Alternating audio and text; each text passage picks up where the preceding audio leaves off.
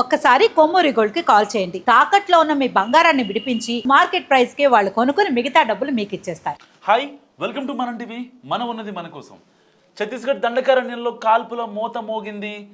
ముగ్గురు మావోయిస్టులు ఎన్కౌంటర్లో బలయ్యారు. సుక్మా జిల్లాలో భద్రతా బలగాలు, డిఆర్జీ సిబ్బంది, ఇంకా ఆక్టోపస్ దళాలు, ఇంకా మావోయిస్టులకి మధ్య జరిగిన ఎన్కౌంటర్లో ముగ్గురు మావోయిస్టులు, ఇద్దరు మహిళా మావోయిస్టులు, ఒక పురుష మావోయిస్టు బలయ్యారు.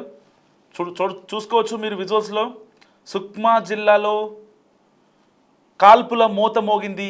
భద్రతా దళాల కాల్పుల్లో ముగ్గురు మావోయిస్టులు మృతి చెందారు. సో భద్రతా బలాలు మావోయిస్టుల మధ్య కాల్పులు జరిగాయి. గొల్లపల్లి అటవీ ప్రాంతంలో మావోయిస్టులు చనిపోయారు.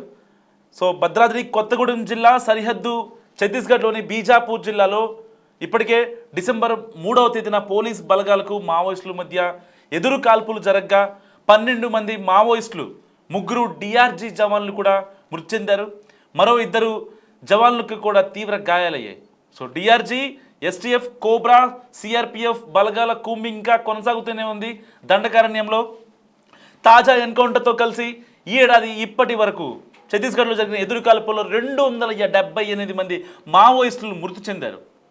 ఎంత అరాచకము కదా నిజంగా. ఎందుకు మావోయిస్టులు అంత ఇబ్బంది పెట్టాలి బాబు? ప్లీజ్ నన్ను ఒక అర్బన్ నక్సలైట్ నన్ను ట్రీట్ చేయకండి. వాళ్ళు కూడా మనుషులే. ఈనాళ్ళు తులమో పొలమో ఏం పోయినా సరే, ఎంత ఇబ్బంది పడ్డా, వాళ్ళ ప్రాణాలు పోయినా సరే మనుషుల కోసమే ఈ యొక్క సమాజం బాగుండాలని వాళ్ళు కష్టపడ్డారు. ఎందుకు అంత వాళ్ళని ఇబ్బంది పెట్టాలి? అంత అవసరం ఏమొచ్చింది మీకు? ఎవరైనా ఏం కట్టుకుపోతారు ఒకళ్ళని ఇబ్బంది పెట్టి? సరే, వాళ్ళు ఏమన్నా సామాన్యుల్ని ఇబ్బంది పెట్టారా? సివిలియన్స్ని మావోయిస్టులు ఏ రోజు సివిలియన్స్ని ఇబ్బంది పెట్టిన దాఖలాలు లేవు కదా. వాళ్ళ పోరాటమే సామాన్యుల కోసం. ఒక పేద కుటుంబాల యొక్క ఆర్థిక పరిస్థితులు మెరుగుపడటం కోసం, వాళ్ళ ఆర్థిక పరిస్థితి స్థిరీకరణ అవ్వడం కోసమో వాళ్ళు ఇన్నాళ్ళు అరణ్యాల్లో ఉండి కాల్పులు మోత మోగించారు. బిగ్ ఫిష్లనే పట్టుకున్నారు కదా. ఎవరైతే అక్రమాలు అరాచకాలు చేస్తారో, మహిళలపై దాడులకు పాల్పడతారో, ప్రభుత్వ సొమ్మును కాజేస్తారో, లైక్ కాంట్రాక్టర్స్ కావచ్చు, ఇలాంటి వాళ్ళనే కదా వాళ్ళు పట్టుకుంది. ఎందుకు వాళ్ళంత ఇబ్బంది పెట్టాలి? ఇబ్బంది పెట్టాల్సిన అవసరం ఏమొచ్చింది? నిజంగా వాళ్ళకు లేఖ రాశారు. లేఖ రాసినా కూడా వాళ్ళని ఇంకా వాంటెడ్గా కావాలని చేయాల్సిన అవసరం ఏమొస్తుంది ప్రభుత్వాలకి? అవును, వాళ్ళ మీద నజరానా ప్రకటిస్తున్నారు. 50 లక్షలు, కోటి రూపాయలు, 10 లక్షలు, లక్షో ఎంతో కొంత నజరానా ప్రకటిస్తున్నారు. వాళ్ళు మేము వచ్చి లొంగిపోతాం, లొంగుబాటుకు గురవుతామని చెప్తున్నారు కదా. అయినా సరే ఎందుకు ఈ మరణకాండ, ఈ హింసాకాండ ఇంకా ఎన్నాళ్ళు? దాదాపుగా 600 మంది మావోయిస్టులు చనిపోయారు. దీనికి ఎవరు కారణం? ఆపరేషన్ కగార్ నిందించాలా? సెంట్రల్ గవర్నమెంట్ నిందించాలా? సామాన్యులు నిందించాలా? ఎందుకంటే జనావాసంలో వస్తున్న మావోయిస్టులకి ఒక హాస్పిటాలిటీ ఇస్తున్నా అని చెప్పి పోలీసులకి సమాచారం ఇచ్చి వాళ్ళని ఇబ్బంది పెడుతున్న దాఖలాలు ఎన్ని చూడలేదు మనం. రీసెంట్గానే సరిగ్గా కొన్ని గంటలు కూడా అవ్వట్లేదు ఒక లేఖ రిలీజ్ చేశారు మావోయిస్టులు. అయితే ఆసిఫాబాద్ జిల్లాలో 11 మంది మావోయిస్టులను పట్టుకున్నారో వాళ్ళందరినీ ఫస్ట్ కోర్టులో ప్రొడ్యూస్ చేయండి అని చెప్పి అడుగుతున్నారు. ప్లీజ్ వాళ్ళని హిడ్మాలాగా చంపొద్దు. ఎందుకు చంపేస్తున్నారు మావోయిస్టులని? చంపాల్సిన అవసరం ఏమొస్తుంది? వాళ్ళకి వాళ్ళే లొంగిపోతున్నారు కదా. ఎందుకు చంపాల్సిన అవసరం ఉంది? ఏముంది? మీ ప్రొసీజర్ల ప్రకారం వాళ్ళని కోర్టులో ప్రొడ్యూస్ చేయండి, తాడోపేడ తర్వాత తెలుసుకుంటాం అని వాళ్ళు బహిరంగ లేఖలు రాస్తున్నారు. ఆపరేషన్ కగారికి సపోర్ట్ ఇవ్వద్దు అని కాంగ్రెస్ ప్రభుత్వానికి కూడా లేఖ రాశారు, తెలంగాణలోని కాంగ్రెస్ ప్రభుత్వానికి. అంటే ఎటుపోతుంది ప్రపంచం? ఆపరేషన్ కగారికి తెలంగాణ ప్రభుత్వం సపోర్ట్ ఇవ్వాలా వద్దా? మస్తు కామెంట్ చేయండి మీరు. ఒకళ్ళు కాదు, ఇద్దరు కాదు, దాదాపు 700 మంది మావోయిస్టులు ఆపరేషన్ కగార్ స్టార్ట్ అయ్యాక ఛత్తీస్గఢ్లోని దంతెవాడ, సుక్మా జిల్లా, ఇంకా పూవర్తి గ్రామం, ఈ యొక్క పట్టెలో మొత్తంలో చాలామంది మావోయిస్టులు చనిపోయారు. గ్రౌండ్ లెవెల్లో ఉన్న మావోయిస్టులకి అర్థం కావట్లేదు ఏం చేయాలో. దేవ్జీ యాక్టివ్గా ఉన్న, హిడ్మా చనిపోయాడు, రాజిరెడ్డి లైన్లో ఉన్నాడు. ఇలా చాలా కాన్సిక్వెన్సెస్ గ్రౌండ్ లెవెల్లో. ఇప్పుడు మాకు నాయకుడు ఎవరు ఆపరేషన్స్ నిర్వహిస్తారు? ఓ పక్క కేంద్ర కమిటీ ఏమో లొంగిపోదామని చెప్తుంది. మరి మేము లొంగిపోవాలా లేకపోతే ఏంటి?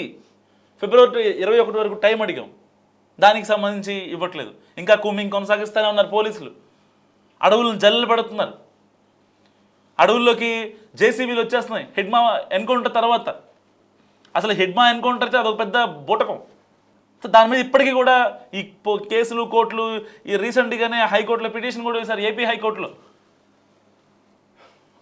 ట్రాన్స్పరెంట్గా విచారణ జరిపించండి హిడ్మా ఎన్కౌంటర్ గురించి.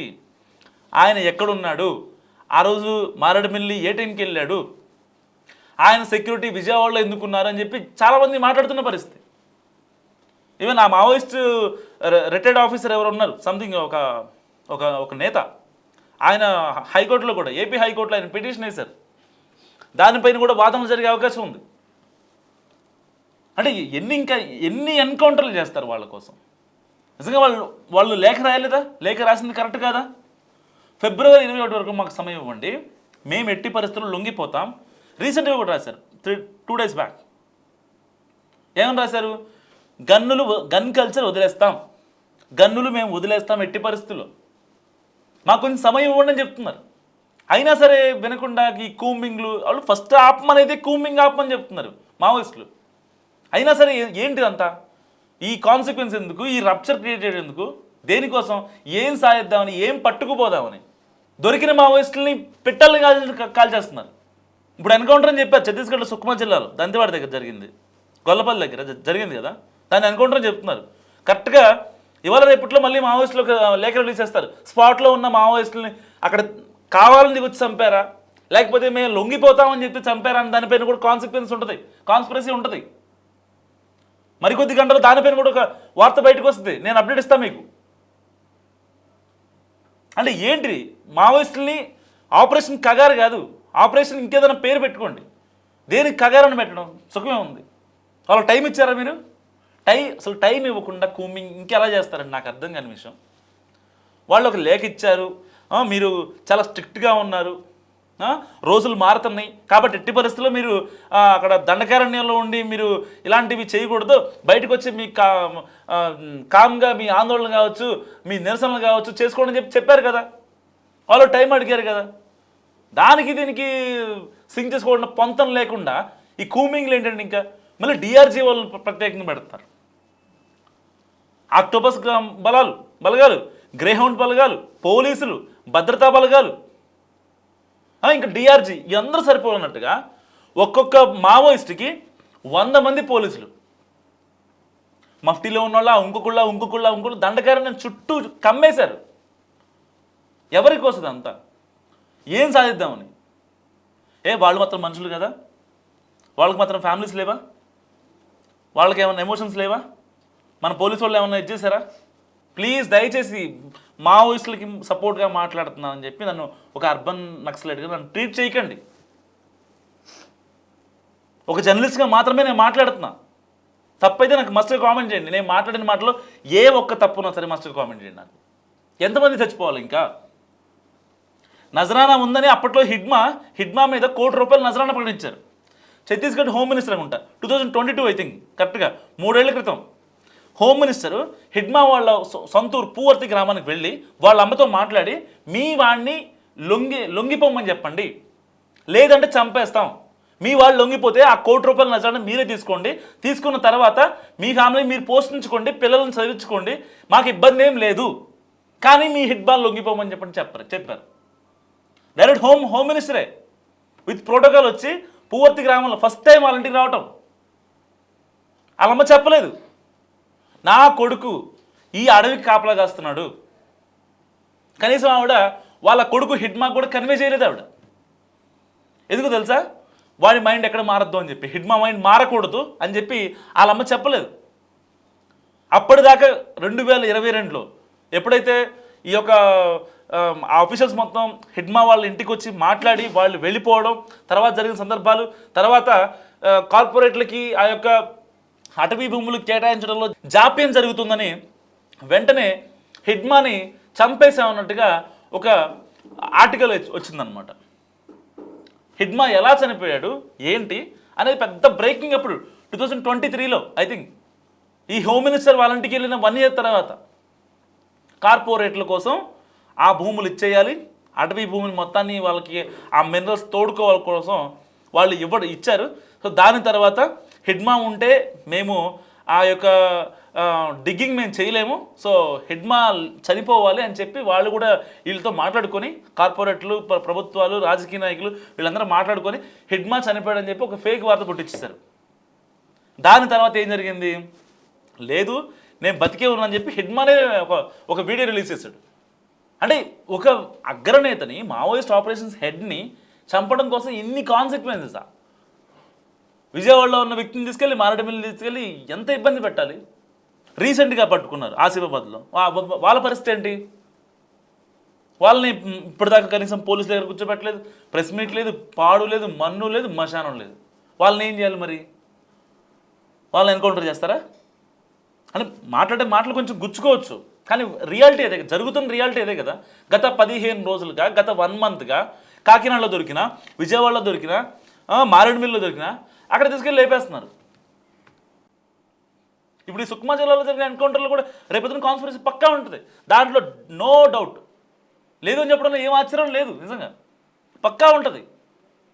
ఎందుకంటే 3 మావోయిస్టులు, ఒకళ్ళు కాదు, 2 కాదు, 3 మావోయిస్టులు స్పాట్లో చనిపోయారు, చంపేశారు ఎన్కౌంటర్లో. సో మరి ఇలాంటి నేపథ్యంలో మావోయిస్టులు మనకు ఎంతవరకు కరెక్ట్? మరొక్కసారి చెప్తున్నాను, నన్ను ఒక అర్బన్ నక్సలైట్గా నన్ను ట్రీట్ చేయకండి.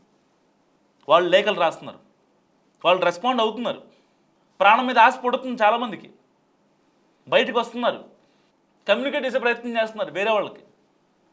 ఇంకెవరైతే ఉంటారో వాళ్ళ అగ్రనేత ఎవరైతే ఉంటారో వాళ్ళందరూ కమ్యూనికేట్ చేసే ప్రయత్నం చేస్తున్నారు. అఫ్కోర్స్ ఇప్పుడు వాళ్ళు చనిపోయింది కూడా సుక్మా జిల్లాలో దంతెవాడ దగ్గర ఈ గొల్లపల్లి గ్రామంలో జరిగిన అటవీ దండకారణ్యంలో జరిగిన ఘటనలో కూడా 3 చనిపోయింది. 3 కూడా అగ్రనేతలే, వాళ్ళు కూడా 2 లేడీస్.